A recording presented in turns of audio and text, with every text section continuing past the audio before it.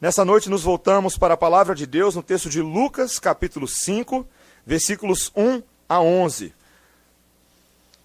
Texto certamente muito conhecido de vários de nós, bem provavelmente não é a primeira vez que você ouve uma pregação na pesca maravilhosa de Lucas 5. E como eu já disse em outros momentos, queridos, quando nós temos a familiaridade com um texto, é bem fácil para nós, existe um mecanismo dentro de cada um de nós, em que nós assumimos o seguinte: bom, eu já conheço o que esse texto diz, então eu não vou ser muito surpreendido com nada que você diga hoje à noite não, tá, pastor? Já estou te avisando isso. Mas o grande problema é que esse não é o método de Deus nos comunicar a sua verdade. Porque a palavra nos lembra que o nosso Deus é novidade, e tudo o que ele fala tem profundidade e riqueza. E nós precisamos ver que a palavra de Deus, nos seus mínimos detalhes, sempre tem algo a nos ensinar. E mesmo que seja algo que você já ouviu antes, você precisa ouvir novamente. Você precisa ouvir novamente. O Evangelho ele é reforçado e ele é martelado nos nossos corações para que nós nunca nos afastemos do nosso Deus e para que nós o conheçamos de verdade. E nessa noite nós nos aproximaremos desse texto já conhecido, com o intento de mais uma vez sermos sondados pelo nosso Deus, pelo seu Espírito Santo e pela sua palavra. Preste atenção na leitura da palavra do Senhor, Lucas capítulo 5, versículos 1 a 11.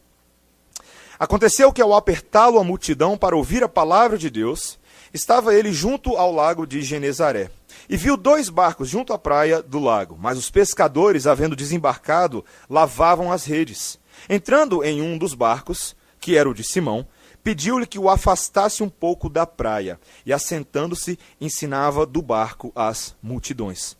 Quando acabou de falar, disse a Simão: faze-te ao lago e lançai as vossas redes para pescar. Respondeu-lhe Simão: mestre, havendo trabalhado toda a noite, nada apanhamos, mas, sob a tua palavra, lançarei as redes. Isto fazendo, apanharam grande quantidade de peixes, e rompiam-se-lhe as redes. Então fizeram sinais aos companheiros do outro barco para que fossem ajudá-los, e foram, e encheram ambos os barcos, a ponto de quase irem a pique. Vendo isso, Simão Pedro prostrou-se aos pés de Jesus, dizendo: Senhor, retira-te de mim, porque sou pecador. Pois à vista da pesca que fizeram, a admiração se apoderou dele e de todos os seus companheiros, bem como de Tiago e João, filhos de Zebedeu, que eram seus sócios. Disse Jesus a Simão: não temas, doravante serás pescador de homens. E arrastando eles os barcos sobre a praia, deixando tudo, o seguiram. Até aqui a palavra do Senhor. Vamos orar mais uma vez? Santo Deus, que texto maravilhoso temos diante de nós. Senhor, te pedimos que nessa hora o teu Santo Espírito, poderoso em obras, nos alcance, abra os nossos corações e mentes e olhos para entendimento das tuas maravilhas. Que possamos entender a natureza do teu chamado para nós, Senhor, nessa noite. Que abracemos a tua vontade, a tua palavra. Move os nossos corações em direção a ti, Senhor. Faz-nos discípulos que são pescadores de homens, segundo a tua lei, em nome de Jesus. Amém. Queridos, o pastor Stuart Briscoe, no seu livro Discipulado Cotidiano para Pessoas Ordinárias, é um livro bem interessante que ele escreveu, e ele conta uma história sobre um dos seus colegas pastores, um pastor mais jovem que teve a oportunidade de oficiar, de ministrar no funeral de um veterano de guerra. E ele conta que esse homem que havia morrido, ele tinha alguns outros amigos militares que no momento do funeral, como é muito típico lá nos Estados Unidos, queriam ter uma parte no funeral, fazer um certo rito militar, uma pequena cerimônia para honrar aquele que havia falecido. Então eles pediram ao pastor, pouco antes do funeral, que os conduzisse, fosse à frente, os conduzisse até o local onde estava o caixão, que ficasse ali com eles por um momento solene, em que eles falariam algumas palavras, se lembrariam, fariam alguns gestos, e depois que esse mesmo pastor os conduzisse pela porta lateral. Os militares são bem sistemáticos e organizados com isso. Estavam todos os presentes naquele funeral, na parte de fora da casa, eles entrariam, fariam esse ritual e depois sairiam. Então foi exatamente isso que o pastor se pôs a fazer, mas infelizmente quando ele foi entrar na casa, a primeira porta que ele abriu era um guarda-roupa para vassouras. E aí o pessoal entrou marchando, todo mundo bonitinho no guarda-roupa, e depois aquela confusão toda, e sai todo mundo de ré, aquela bagunça, né, e aquela confusão, e isso na frente de todo mundo, isso para os militares é um tanto constrangedor, porque eles são tão precisos naquilo que fazem, e depois entram para outra porta, e aquele momento foi um pouco engraçado no funeral que tivesse acontecido daquela maneira. Mas essa pequena história, ela ilustra um ou dois princípios muito importantes da nossa vida. Primeira coisa, se você vai liderar alguém, saiba para onde você está levando o pessoal. Não é verdade? E em segundo lugar, se você é aquele que está seguindo alguém, tenha certeza de que você está seguindo alguém que sabe para onde está indo. Porque senão você corre um risco muito grande de entrar num guarda-roupa de vassouras. Né? E isso se aplica às nossas vidas, queridos.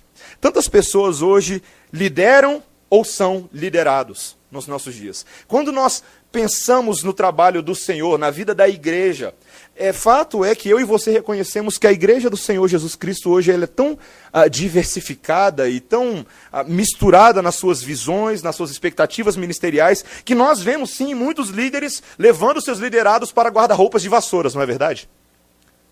Tantas vezes a confusão que nós vemos em meio ao povo de Deus, não somente aqui na nossa cidade, mas no nosso país e no mundo, são de líderes que não sabem exatamente para onde estão levando seus liderados.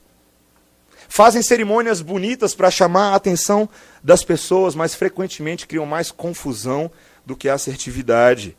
E nós precisamos entender que no mundo em que nós vivemos, quando nós falamos sobre discipulado, nós somos atacados por tantas tendências da modernidade que é muito fácil você levar as pessoas para lugares onde elas não devem. Nós somos o tempo inteiro tentados a fazer coisas com os nossos discípulos, com os nossos liderados, e os discipulados, aqueles que são os discípulos, são tentados a seguir ordens das mais malucas. A nossa modernidade, ela é assim. O pastor Os Guinness, um grande teólogo reformado, escreveu um livro chamado Jantando com o Diabo, Dining with the Devil. E ele discute qual que é a mensagem que a igreja tenta comunicar nos nossos dias. Será que essa mensagem com a qual nós queremos liderar pessoas é uma mensagem que é baseada na palavra e no espírito, ou ela é baseada na sociedade e na cultura? E ele traz a seguinte frase no livro, ele diz: as tendências da modernidade são perigosas.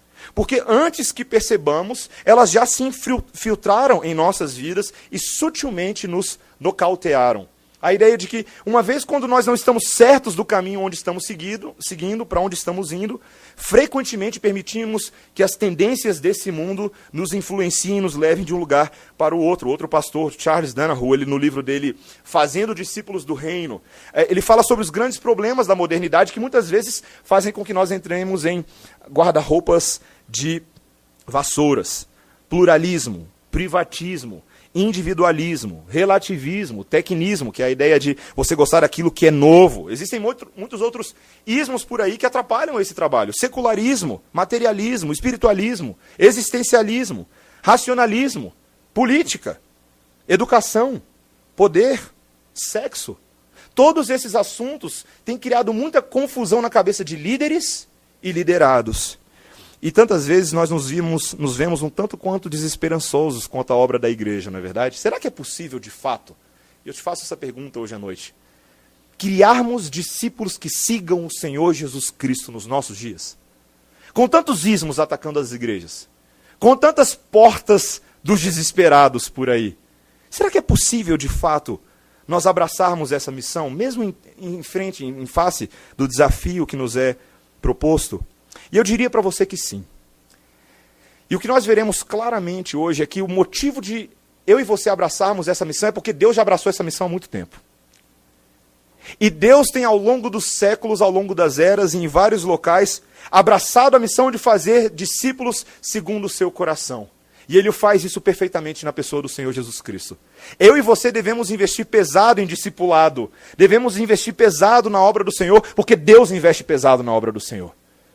Deus investe pesado em fazer pessoas segundo o seu Filho amado. E nós veremos hoje à noite que nós podemos confiadamente seguir a voz do nosso Mestre. Nós podemos seguir do nosso chamador, porque quando Deus chama os seus discípulos, em primeiro lugar, o que Ele vai mostrar para a gente nesse texto hoje, nosso primeiro grande ensino, é que Ele vai exibir a sua soberania, o seu poder, a sua identidade. E nós, quando vemos essas coisas, quando contemplamos a sua obra, a sua missão, compete a nós reconhecer a sua glória e ouvir prontamente a sua voz para a obediência. O texto vai mostrar a exclusividade dos pescadores de homens hoje. Eu espero que você se veja dessa maneira, que você aprenda isso com a palavra do Senhor. E eu decidi fazer uma sigla para representar os 5 pontos do meu sermão hoje. Como a gente sabe que o chamado discipulado é um chamado de sofrimento, a minha sigla é sofre, ok? S de soberania, O de obediência, F de frutos, R de reconhecimento e E de exclusividade. Ficou fácil? De novo. S de soberania, O de obediência, F de frutos, R de reconhecimento e E de exclusividade. Nós vamos ver cada um deles brevemente. Vamos começar com a parte da soberania, que Jesus sempre chama os seus discípulos de acordo com o plano soberano de Deus. Veja que logo no versículo 1 nós lemos as palavras que aconteceu, que ao apertá-lo a multidão para ouvir a palavra de Deus, estava ele junto ao lago de Genezaré. Lucas faz vários desses versículos de transição entre o que aconteceu antes e o que vem depois. Se você lembrar, nós vimos na semana passada esse início profícuo do ministério de Jesus, em que ele expulsa demônios, em que ele cura enfermidades, em que ele prega a palavra do Senhor nas sinagogas da Judeia, de Cafarnaum. Nós vemos o Senhor Jesus Cristo abraçando logo de cara, com intensidade, com fervor, a missão para o qual ele veio ao mundo. Veja, você precisa ser capaz de fazer esse traceamento que temos feito. Aquele bebezinho que nasceu na manjedoura, nós lemos no capítulo 2, já está em plena ação. 30 anos depois, trabalhando com alegria. E o centro do ministério de Jesus, esse ministério que era de acordo com as profecias do Antigo Testamento, que tinham a ver com o plano do Pai, com a vontade soberana de Deus, o centro do ministério de Jesus é a palavra.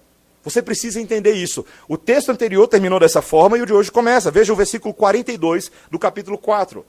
Veja claramente, quando Lucas nos diz, sendo dia, saiu e foi para um lugar deserto, as multidões o procuravam e foram até junto dele, e instavam para que não o deixasse. Ele, porém, lhes disse, é necessário que eu anuncie o evangelho do reino de Deus também às outras cidades, pois para isso é que fui enviado e pregava nas sinagogas da Judeia. O chamado de discipulado de Jesus para as pessoas que o seguiam tinha a ver com a pregação da palavra. E ele começa o capítulo 5 dessa maneira também, dizendo que as multidões apertavam Jesus para ouvir a palavra, e Jesus incansavelmente continuava dando a palavra. Você precisa entender isso, meu amado. Você precisa entender isso claramente. O plano soberano de Deus, o plano de fazer discípulos de todas as nações, como nós veremos na grande comissão, ele tinha a ver com o foco da palavra, com o eixo da palavra. Ela era o instrumento central através do qual Deus cumpre os seus propósitos eternos, através do qual Deus cumpre os seus propósitos maravilhosos. E o texto nos diz que ali no lago de Genezaré, no mar da Galileia, o Senhor Jesus Cristo, apertado pela multidão, exprimido, tem uma estratégia um pouco diferente. Ele vê 2 barcos. E ele vai atrás de saber quem é o dono do barco, e ele pede para entrar num desses barcos e se afastar um pouco da margem, para que ele possa falar para a multidão. Se você conhece alguma coisa da configuração geográfica dessa região, você tinha muitos pequenos morros perto dos lagos, ao redor do lago de Genezaré. E provavelmente o que você tinha ali era uma situação acústica, em que o Senhor Jesus Cristo falava para um auditório de pessoas em terra, enquanto ele estava no mar. Ali provavelmente a voz dele poderia se propagar de uma maneira muito eficiente. Mas você precisa começar a notar sutilmente o que o Senhor Jesus Cristo está fazendo. Sutilmente. É tão interessante observar a sutileza da soberania de Deus nas Escrituras Sagradas. Porque o texto nos diz no versículo 2, veja, ele diz, e viu 2 barcos junto à praia do lago, mas os pescadores, havendo desembarcado, lavavam as redes. Era muito comum que após um dia de pescaria, ou nesse caso uma noite inteira, uma madrugada, que os pescadores tirassem as redes para que pudessem repará-las. Muitas vezes elas eram danificadas, ou estavam sujas e precisavam ficar prontas para a próxima pescaria. Mas o versículo 3 nos diz, entrando em um dos barcos que era o de Simão, pediu-lhe que o afastasse um pouco da praia e, assentando-se, ensinava do barco as multidões. Você consegue reparar aqui a sutileza da soberania de Deus? Entra na história um homem chamado Simão. Simão. Quem é Simão? Simão é pescador, ué. Simão não é ninguém. É apenas um homem com quem Jesus contou ali, não foi ali temporariamente para resolver um problema e depois nunca mais teve nada com esse homem. É? Não. Queridos, a palavra de Deus é sutil. Esse homem seria declarado pedra da igreja em Mateus 16. Esse homem seria braço direito do ministério de Jesus. Ele mal sabia disso. Ele mal sabia disso. Ele mal sabia que ele estava entrando na história de Jesus e Jesus estava entrando na sua história. E uma vez que esse momento aqui estava se desenvolvendo, jamais terminaria. O laço entre esses dois homens seria inseparável. Grande parte das escrituras sagradas estão na nossa frente hoje por causa desse Simão, esse homem pescador à beira do lago. Você consegue reparar a sutileza do nosso Deus? Como tantas vezes o nosso Deus opera a sua soberania e alcança os seus grandes servos nas situações mais cotidianas do dia a dia. E ele faz isso o tempo inteiro, meus irmãos. Ele faz à torto e à direita. Esse homem aqui, num primeiro momento, nesse primeiro encontro, não recebeu logo um chamado de cara: Simão, vejo que serás profeta, um grande homem de Deus, ou alguma coisa do tipo. Não. Jesus simplesmente entra no barco dele. Entra no barco dele. Queridos, nosso Deus, ele faz assim muitas vezes nas nossas vidas. É assim que ele chama os seus discípulos. Ele é muito mais sutil e muito mais singelo do que as nossas formas. Outro dia eu estava conversando com um rapaz, e na nossa igreja nós temos a grata alegria de ter muitos homens que querem ser pastores. E eu fico feliz com isso. Eu fico um pouco desesperado também, porque tem que cuidar de muitos deles. Mas, conversando com um desses jovens que queria ser pastor, ele virou para mim e falou assim: pastor, como é que você descobriu o dia que você queria ser pastor? Falei: boa pergunta. Seria muito mais fácil, eu falei para ele, se tivesse vindo uma voz do céu no meu quarto: este é meu filho amado em quem me comprazo. Teria sido bem mais fácil, mas não foi assim que aconteceu comigo. Na verdade, a maneira como o Senhor me chamou foi ao longo dos anos, um efeito cumulativo da palavra no meu coração, que cada vez foi mais trazendo convicção daquilo que eu gostaria de fazer com relação ao Senhor. Esse chamado interno foi gerado ao longo do tempo. E em momentos específicos, acampamentos de... Quando eu era criança, eu tinha 12 anos, eu participei de um acampamento e um missionário pregou uma determinada palavra naquele dia que mexeu muito comigo. Eu não sabia ainda o que seria da minha vida, se eu seria missionário, se eu seria pastor. Eu sabia que o Senhor estava me chamando, sutilmente, por meio da sua palavra ao longo dos anos. O Senhor faz isso, queridos. A sua palavra está sempre envolvida soberanamente, de forma sutil, no chamado dos seus servos. E nós precisamos reconhecer isso. Não apenas Simão será envolvido na história, mas logo adiante, no versículo 10, você vê outros dois que também são muito importantes, está vendo? Quem são os dois do versículo 10? Tiago e João. Pedro, Tiago e João, num barquinho no mar da Galileia. Oh, coisa boa. Discípulos do Senhor Jesus. Queridos, nós precisamos admirar a soberania do nosso Deus no chamado dos seus discípulos. Deus sabe o que ele está fazendo. Ele não entra em qualquer barco à toa. Ele sabe exatamente o que está fazendo. Mas veja que a partir dessa soberania, vemos também um chamado à obediência. O versículo 3 nos diz que, entrando em um dos barcos, que era o de Simão, pediu-lhe que o afastasse um pouco da praia e, assentando-se, ensinava do barco as multidões. Quando acabou de falar, disse a Simão: faze-te ao largo e lançai as vossas redes para pescar. Aquele grande mestre poderoso em palavras, o texto nos diz que, a essa altura, os outros evangelhos já mostram que Jesus já era reconhecido como um rabi. A autoridade das suas palavras era única. A maneira como ele ensinava chamava a atenção das pessoas. E esse mestre, esse rabi, utilizando-se de um barco como um púlpito, agora termina a sua pregação, esse dia cansativo de pregação, e ele vira para Simão, que está no barco com ele, e fala: Simão, é o seguinte, lança a rede na água. A gente precisa levar em consideração o humor da situação, queridos. Nós precisamos entender o que está acontecendo aqui. Jesus é um mestre, e ele vira para Simão e pede que Simão lance sua rede para pescar. E a resposta do versículo 4, veja, como acabou de falar, versículo 5, perdão. Respondeu-lhe Simão: mestre, havendo trabalhado toda a noite, nada apanhamos. Eu fico pensando o que Pedro, ou Simão nesse caso, estava pensando. Ele olhou para Jesus e certamente, como um bom judeu que ele era, deve ter reconhecido em Jesus a autoridade de um professor, de um mestre, como de fato ele era. Mas o pescador era Pedro. O pescador era Simão. Jesus Cristo até poderia dominar muito bem as suas palavras, as suas ideias, mas até onde Simão lembra, e é possível que ele ouviu alguma coisa, esse homem não era carpinteiro? O que esse homem está falando de peixe, de pescaria? Sabe, queridos, a gente tem que apreciar a ironia da situação, porque eu e você somos assim. Eu e você, muitas vezes, no nosso fazer igreja, nós até achamos que Jesus tem poder e glória, mas que talvez ele não seja o mais preparado para resolver alguns dos assuntos que a gente tem que resolver na vida da igreja, não é verdade? Isso não acontece com vocês? Isso acontece comigo. Às vezes, quando eu tenho que resolver um problema, eu tendo a ser muito mais pragmático e tentar resolver as coisas com as minhas próprias mãos, do que deixar a palavra de Jesus guiar as minhas ações. Isso acontece conosco. Sabe, ó Senhor Jesus Cristo, eu sei que está escrito lá na Bíblia isso, mas você não teve que passar por esse problema. Se o Senhor Jesus Cristo tivesse essa ovelha que eu tenho, ele não teria falado isso. Se o Senhor Jesus Cristo tivesse essa família que eu tenho, ele saberia melhor, simplesmente. Se o Senhor Jesus Cristo soubesse que ao longo de todos esses anos eu tenho trabalhado fielmente, lançado minha rede ao mar com essa igreja, ele não pediria simplesmente para eu lançar a rede ao mar novamente.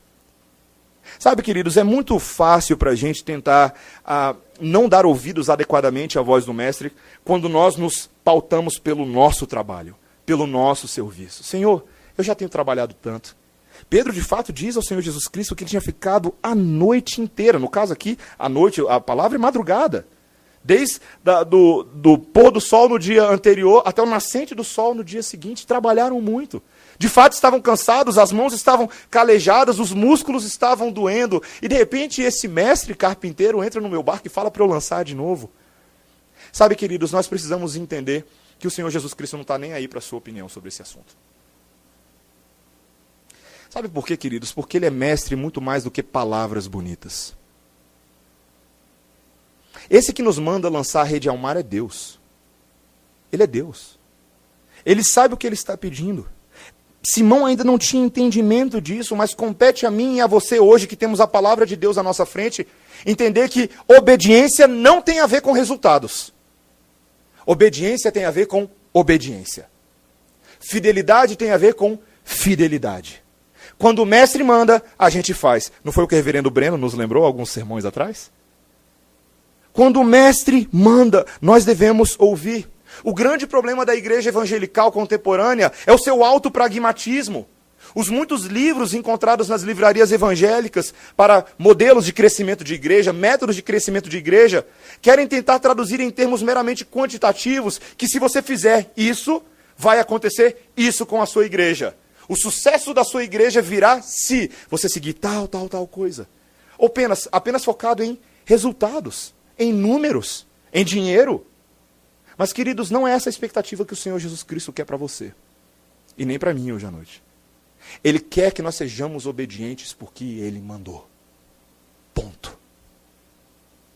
Pedro não sabia o que ia acontecer. Ele não tinha noção. Mas ele responde da forma como eu e você devemos responder. Veja a resposta dele. O que ele diz? Mas sob a tua palavra lançarei as redes. A palavra de Deus é suficiente, queridos. A palavra de Deus é suficiente. Sabe por que eu e você devemos lançar as redes no Parque Sul, na cidade de Brasília, no Distrito Federal, na sua universidade, na sua família, nos ambientes pelos quais você anda todos os dias? Porque o Mestre mandou. Ponto. Isso nos é suficiente. Queridos, nós precisamos entender que o nosso pragmatismo moderno não funciona muito com o cristianismo. Obediência e fidelidade são necessárias mesmo no meio da incerteza. Mesmo quando nós já trabalhamos a noite inteira. Mesmo quando o corpo está cansado, o Senhor manda lançar a rede ao mar. Pedro não estava pronto, Simão não estava pronto para o que iria acontecer. O que o versículo 6 nos diz? Olha o versículo 6. Isto fazendo, apanharam grande quantidade de peixes e rompiam-se-lhe as redes. Eu fico imaginando essa cena. Em princípio, o pescador é Simão, e ele sabe o que ele está fazendo. Ele sabe qual é a área onde é melhor lançar, ele sabe como o mar funciona, ele olha para as águas, ele reconhece os movimentos.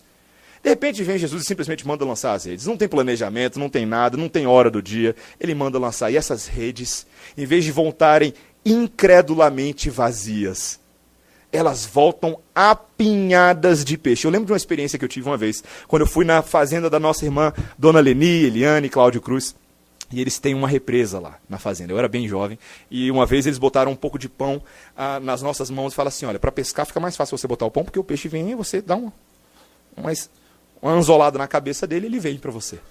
Né? E eu lembro daquela cena, era bastante pão, e em vez de eu jogar um pão por vez, o que eu fiz foi pegar todo aquele pão e joguei na água, né? E os peixes ficaram doidos, né?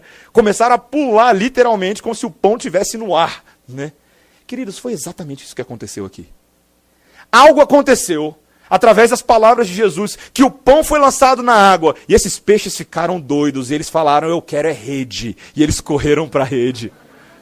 Eles correram para a rede. O texto nos diz que a rede ficou tão cheia, no versículo 7, que eles fizeram sinais aos seus companheiros do outro barco para que fossem ajudá-los. E foram e encheram ambos os barcos a ponto de quase afundarem os dois barcos.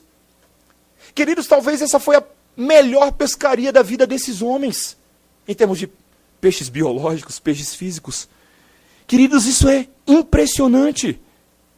Meus irmãos, nós precisamos entender o que é que está acontecendo nessa situação. Eu já afirmei para você no segundo ponto, de que este que está no barco com eles é Deus. E sendo Deus, Ele é criador dos céus e da terra e tem poder sobre todos os animais. Você entende isso? Você entende que o Senhor Jesus Cristo, aquele que estava no barco, não apenas sabia que havia peixes no lago Genezaré, mas conhecia os peixes pelo nome? Sabia de cada um deles. Entendia como funciona o mecanismo das águas, porque João 1 e Gênesis 1 nos lembram que quando o mundo foi feito, ele estava lá. Ele era agente da criação. Ele botou ordem nessa casa e ele é dono desses peixes. E quando o dono dos peixes manda que os peixes venham, eles vêm. Queridos, vocês conseguem entender como esse princípio do relacionamento de Cristo com a sua criação é carregado para o relacionamento de Cristo com os corações dos homens? Ele é dono de toda criatura que habita sobre a face da terra. E quando ele ordena a corações que estão no lago deste mundo, que venham, esses corações vêm, e não há o que eles possam fazer. A reforma protestante e o calvinismo clássico têm nos ensinado uma das grandes doutrinas da graça, aquela que nós chamamos de graça irresistível. Essa que diz que quando o nosso Deus, na eternidade, no pacto da redenção e no pacto da graça, Ele estabelece que Ele irá salvar os homens. Ele não simplesmente anuncia uma possibilidade de que esses homens venham até Ele, não. Ele é responsável por chamá-los, por vocacioná-los, por predestiná-los, por justificá-los, por santificá-los, por glorificá-los. A graça de Deus é irresistível. Não há um homem nesse mundo que não ouça a voz de Deus e possa ficar quieto no seu canto. Sabe por quê? Porque Ele é dono de toda criatura. Queridos, a palavra de Deus não nos garante que se eu e você lançarmos a rede aqui na Igreja Presbiteriana Semear, futura Igreja Presbiteriana Redenção, de que os peixes virão na hora. Não há nenhuma garantia para isso. Mas sabe qual é a garantia que eu e você temos do nosso lado? Deus. Deus está do lado da igreja. E Deus é responsável pela fidelidade com os seus próprios meios. Ele nos disse em Romanos 10,14 que a fé vem pelo ouvir e ouvir a palavra de Deus. Romanos 10,17. E quando a palavra de Deus é pregada fielmente, o bom pastor que dá a vida pelas suas ovelhas vai trazendo ovelhinhas para o seu aprisco, ovelhinhas para o seu rebanho de todas as tribos, de todas as nações, de todas as línguas, e ele o faz por meio da sua palavra. Os seus eleitos, que se distribuem pela face de Brasília, pela face do Distrito Federal, são trazidos quando ouvem a voz do grande pescador, o grande pescador, muito maior do que Simão. Queridos, nós precisamos entender que os frutos competem ao Senhor e a nós compete fidelidade. E sabe uma coisa? Ele é tão bom, que de vez em quando ele até traz os peixes. Queridos, é muito difícil para mim falar do que eu vou falar agora sem me emocionar, mas eu vou tentar. Essa igreja começou no início desse ano com 45 membros. E nós vamos nos tornar igreja no próximo domingo com aproximadamente 160 membros.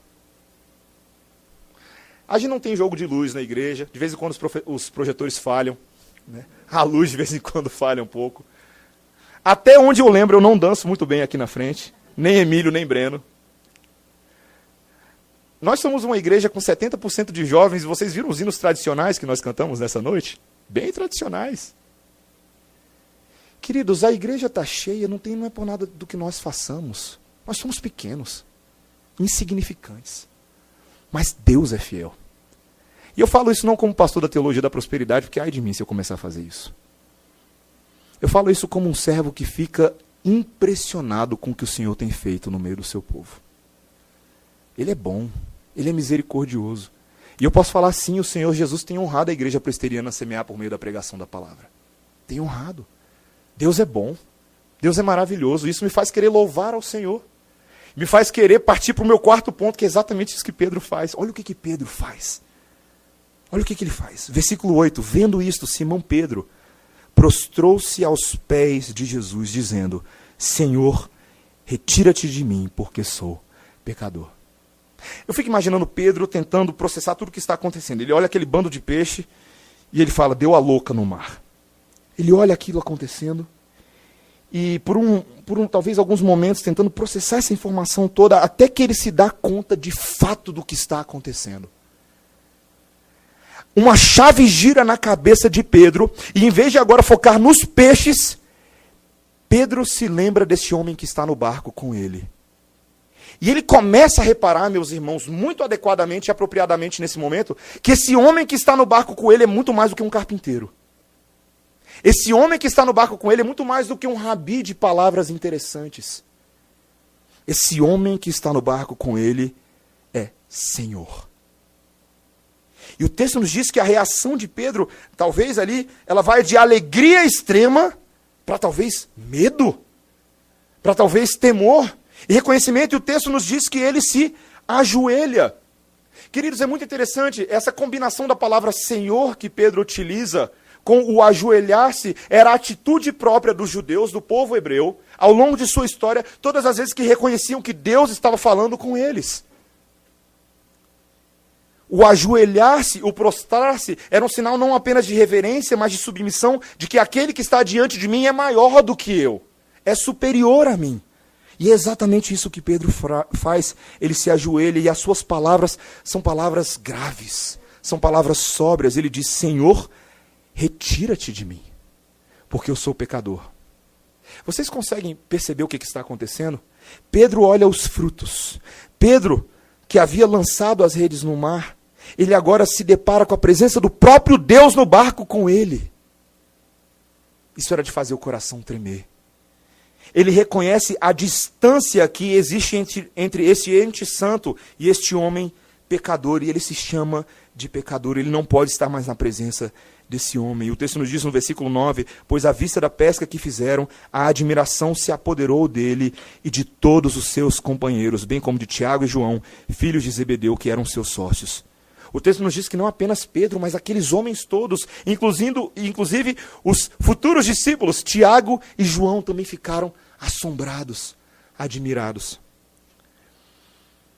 O ensino aqui é muito claro, meus irmãos. É muito claro.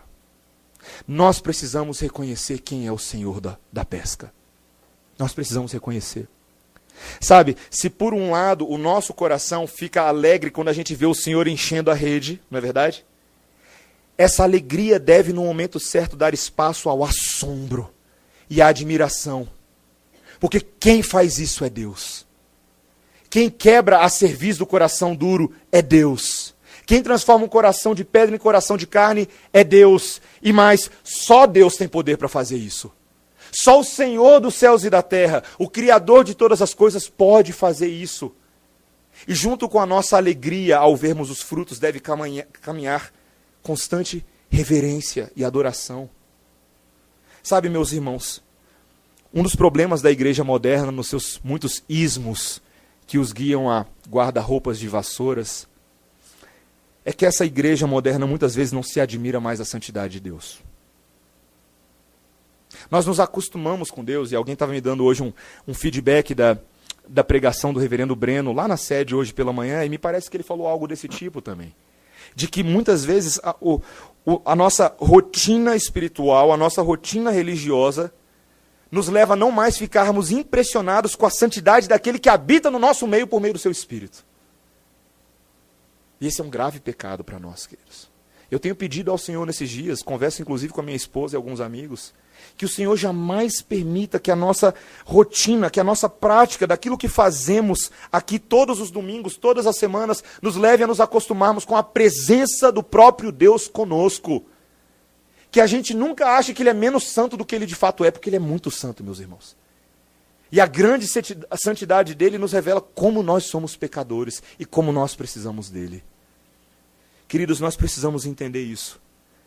Quando vemos os frutos, precisamos reconhecer a Deus. Reconhecimento. O reconhecimento leva a esse misto tanto de arrependimento quanto admiração. Ficamos admirados que o próprio Criador do universo venha interferir nos nossos negócios. Venha mexer no nosso barco. Venha entrar na nossa igreja. Mas ao mesmo tempo, devemos nos arrepender. Porque a presença dele para conosco é uma presença purificadora, santificadora. É uma presença que joga luz sobre as nossas trevas. Nós precisamos entender isso, queridos. O temor se apoderou de Pedro naquele momento, de Simão. Um temor que seria frequente na caminhada deles com Jesus. Mas esse Deus, queridos, da soberania, esse Deus da obediência, esse Deus da frutificação dos frutos, esse Deus que deve ser reconhecido, esse é o mesmo Deus que chama esses discípulos agora para uma pescaria especial. Para uma pescaria exclusiva. Exclusividade. Veja o que ele diz no versículo 10, na segunda parte. Disse Jesus a Simão, não temas. Primeira coisa que ele fala, não temas. Quantas vezes o Senhor Jesus Cristo ao longo do seu ministério falou a palavra não temas? Várias. Uma vez que ele ressuscitou e ele se encontra com os discípulos dentro daquela casa toda trancada, de cima a baixo, ele se põe no meio deles e ele diz, não temas.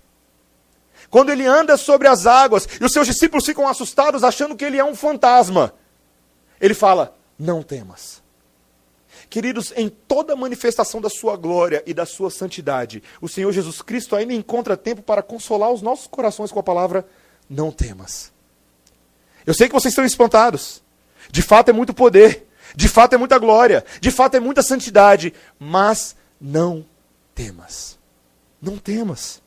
A presença dele no barco era ao mesmo tempo a presença do grande Deus do universo, mas de um homem que se adequou na sua encarnação, na sua carne, para se fazer próximo dos homens. Queridos, quão maravilhoso é o nosso mediador.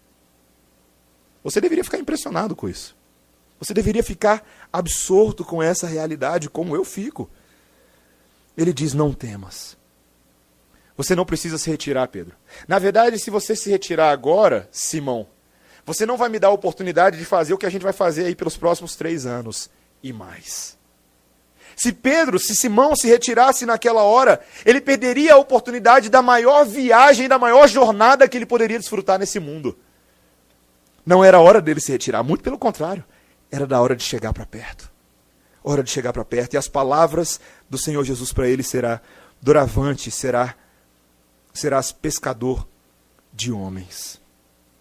Queridos, o Senhor Jesus Cristo começa a mudar um pouco o ofício da vida desses homens. Eles estavam acostumados a vida inteira como uma colônia de pescadores. Era esse o ganha-pão deles, era o que eles sabiam fazer. Mas o Senhor Jesus Cristo agora anuncia para esses homens que eles serão capacitados a fazer um tipo de pesca para o qual eles não estão naturalmente prontos. Mas eles têm no barco com eles o grande pescador, o grande carpinteiro, o grande pastor de ovelhas, o Senhor do universo. E o peixe vai mudar também. Eles serão agora pescadores de homens. E o texto nos diz que eles arrastaram esses barcos sobre a praia. Eu fico imaginando esses barcos bem pesados e quase quebrando. E eles deixam tudo e o seguiram. Queridos, a natureza do chamado do discipulado do Senhor Jesus Cristo para a sua igreja é um chamado de exclusividade. Uma vez que você é confrontado com a soberania de Deus, com o que Ele manda você fazer, com a capacidade dele de encher as redes com seus frutos, com o reconhecimento da sua identidade divina, sabe de uma coisa, meu irmão? Você não pode mais viver para você mesmo. É impossível. É impossível. Naquele momento, a vida desses homens foi mudada radicalmente. No cotidiano da sua pescaria, eles viram algo que os seus olhos jamais haviam contemplado. Seria impossível acordar no dia seguinte da mesma maneira? Seria impossível. O Senhor Jesus Cristo não apenas os impacta com os eventos desse dia, mas Ele chama esses homens para fazer parte da sua obra. Queridos, quão impressionante é que esse grande pescador torne homens ordinários e sem educação coparticipantes da pescaria de homens. Coparticipantes. Quando nós chegamos lá em Atos 4, uma vez que o Senhor Jesus Cristo já morreu, já foi assunto aos céus, já ressuscitou, claro, e nós vemos agora esses mesmos homens, alguns anos depois, cheios de autoridade, cheios de poder, cheios de ousadia. Em Atos 4, nós somos lembrados que, uma vez que eles são levados perante o Sinédrio, foram presos porque Pedro pregou o evangelho, o homem ficou curado à porta do templo, o coxo que entrou pulando, e mais de 5.000 pessoas receberam a palavra da ressurreição. Eles foram colocados numa prisão para amargar durante uma noite. Pedro e João, no dia seguinte, quando são levados perante o Sinédrio, e a grande indagação de Anás, Caifás, João Alexandre é: em nome de quem vocês acham que vocês podem falar o que vocês estão falando? Qual é a autoridade de vocês? Pedro, que já havia caminhado agora 3 anos com Jesus, já havia pisado muito na bola com Jesus, já havia traído Jesus 3 vezes, já havia sido restaurado por Jesus, já havia experimentado o amor, já tinha visto os sinais, já tinha ouvido as palavras, já viu que o Senhor Jesus Cristo era capaz vez após vez. Esse homem perante o Sinédrio, correndo o risco de perder a sua própria vida, ele fala: é por causa de Jesus, a quem vocês crucificaram, que esse homem está andando. Porque não existe outro nome entre os homens pelo qual importa que os homens sejam salvos. O pessoal do Sinédrio ficou bem assustado quando ouviu isso. E o versículo 13 de Atos 4 nos diz que, quando eles ouviram essas palavras, sabendo que esses homens eram ordinários, simples pescadores, sem educação, ficaram espantados. Queridos, isso é impressionante. Porque, de fato, o mérito não era deles. Pedro continuou um turrão a vida inteira. Continuou um homem fraco, um homem dependente. Mas agora, ao lado dele, nessa caminhada de discipulado, ele tinha alguém com ele que jamais o faria entrar num guarda-roupa de vassouras. Jamais. É um homem também que jamais levaria ele meramente para um funeral ou para um caixão. Não, o Senhor Jesus Cristo é aquele que nos conduz à vida eterna, meus irmãos. É aquele que nos conduz à vida. E o caminho com ele é certeiro. Por isso que todos os rituais, todas as cerimônias que pertencem a esse Deus maravilhoso devem ser cumpridos com fidelidade pela igreja. E quando Deus manda lançar a rede ao mar, é melhor a gente lançar a rede ao mar, queridos, porque senão prestaremos contas a ele. Certa vez, conversando com o presbítero Cláudio, Cláudio e Emílio, mas o presbítero Cláudio emitiu essa seguinte informação, ou essa seguinte opinião, e eu fiquei pensando naquilo bastante, em 2014, quando ele falou assim: nós não temos o direito de não plantar igrejas. Eu falei assim: o que você quer dizer com isso, Cláudio? Ele falou assim: porque quando nós não fazemos aquilo para o qual Deus nos salvou, nós estamos pecando contra Deus. Nós não temos o direito de não plantar igrejas. Por quê? Porque Deus nos salvou para isso. Deus nos salvou para que, através do corpo de Cristo, esse corpo cresça, os peixes venham para a rede, nós sejamos participantes da obra de que gentios, judeus, chineses, japoneses, argentinos, brasileiros, todos venham para dentro da rede e o Senhor Jesus Cristo seja glorificado. Nós não temos o direito de não fazer a obra do Senhor. Queridos, me permita falar com todas as letras. A minha grande expectativa para que essa igreja não apenas cresça numericamente, sim, se for da graça do Senhor, sim. Mas para que nós nos multipliquemos em outras igrejas presbiterianas Redenção. Ou outras igrejas com qualquer outro nome. Assim como a igreja presbiteriana Semear teve coragem de fazer isso, e conversando com o reverendo Emílio, não é muito fácil, sabe? Veio para cá um presbítero, 2, um pastor, vários membros que trabalhavam lá em várias áreas, e num primeiro momento, quando a congregação foi formada, deu uma esvaziada por lá. Deu uma esvaziada. Alguns ficaram meio trôpegos, pensando: e agora? O que vai ser? Sabe de uma coisa, queridos? O Senhor Jesus Cristo continua trazendo peixes para a rede. Dá um pulinho lá para você ver como é que está. A rede está cheia. A rede está cheia aqui. E sabe de uma coisa, queridos? Existem eleitos do Senhor espalhados ao nosso redor e compete a nós pregar o evangelho obedientemente, sem saber se virão para a rede ou não, mas na expectativa de que venham e que sejamos fiéis ao Senhor. Esse é o nosso trabalho. Crescer para a glória dele. Não crescer apenas numericamente, mas esses peixes têm que ser discipulados. Esses peixes têm que ser edificados. Eles têm que aprender o fundamento da fé. Eles têm que conhecer o Senhor. Eles têm que conhecer a história da redenção. Eles têm que conhecer os pactos. Esses peixes precisam crescer para que sejam peixes pescadores, como eu ouvi o pastor Elias uma vez falar. Peixes pescadores. Só no reino de Deus você vai ver esse tipo de coisa. A cena é engraçada, para pensar. Peixes pescadores. Nós somos assim, queridos. Nós somos assim. O Senhor Jesus Cristo estava pescando esses homens para que eles abandonassem tudo e seguissem o Senhor. Sabe, meus irmãos, como eu falei no início, é muito importante que você, se você está liderando alguém, que você saiba exatamente para onde você está indo. E se você está sendo liderado por alguém, que você saiba exatamente para onde essa pessoa está te levando. Queridos, é tão bom nos lançarmos aos cuidados do Senhor Jesus Cristo, não é verdade? Porque Ele é essa pessoa. Ele é o chamador de discípulos. Ele é o chamador de homens que sejam comprometidos com a igreja. Nós nos alegramos, irmãos, porque o Senhor Jesus Cristo não apenas nos disse que nós devemos segui-lo, mas Ele nos disse como vai ser a nossa jornada.